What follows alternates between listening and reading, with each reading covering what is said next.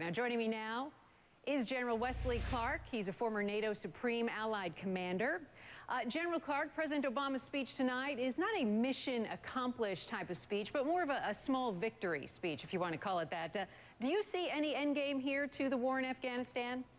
Well, I think we have to create our own endgame in this, Randy, because if you go back to the beginning of this, we went there because of Osama bin Laden and because Mullah Omar, the Taliban leader, would not turn him over. Well, we've gotten Osama bin Laden, and we've taken down most of the key leadership in Al Queda. The Taliban was never our direct fight. It was always about international terrorism. It was a terrible regime that was in place in Afghanistan. It repressed women. It denied people their rights and so forth. It was murderous and an intolerant regime. But there are other regimes like that elsewhere in the world that we didn't go to war with. So we went to war because of Osama bin Laden. We've finished that fight. Now, we've got to find the right way out that doesn't lead to larger bloodshed and greater instability in the region and affect our other objectives and interests in the region. Right. So we've got to create the end game. It won't be given to us. It is a matter of using military power, but not solely a function of military power. But do you think this drawdown is the right move for right now? I do, because there are other national security challenges coming. We've got to face our responsibilities elsewhere in Asia.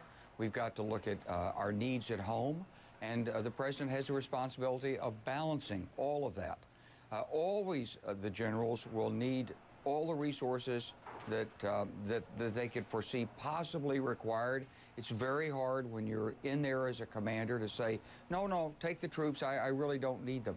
But you know, we've got the best leadership in the world in our armed forces. We've got tremendous support from our soldiers and their families.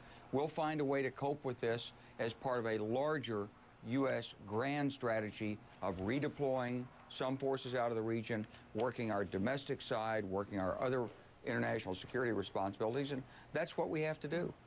The public, General, seems to be all for this drawdown. I mean, but do you think that this might send a dangerous message to the Taliban and Al Queda in Afghanistan that we're leaving and you guys can do whatever you want?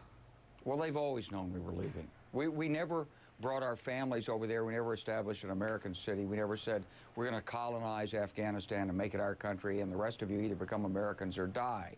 So we never approached it that way. They always knew we were leaving. Also, we never really sunk our economic teeth into the country. There are trillions of dollars worth of natural resources in there. We've barely begun to consider exploiting them, but the Chinese, Iranians, other people are in there exploiting these resources under the protection of the American security umbrella. That doesn't make good sense, common sense to the American people. So it was always true we were leaving.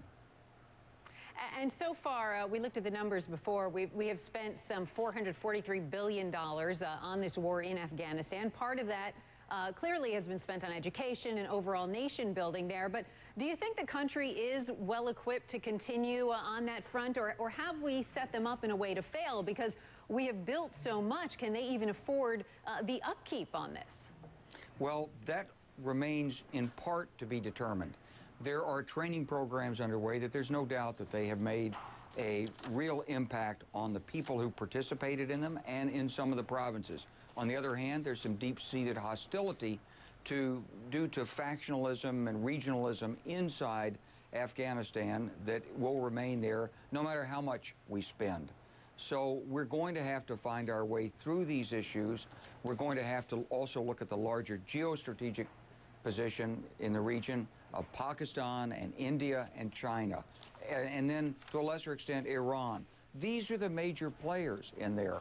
We will not be one of those players 30 or 40 years from now, barring some other unexpected event. But what we did show, and what the Taliban can never forget, is that if you strike America, we will strike back, we will find justice, and you will not be unaffected by that. There is no sanctuary in the war on terror, and we showed that it may have taken 10 years, but there's no Osama bin Laden left out there now.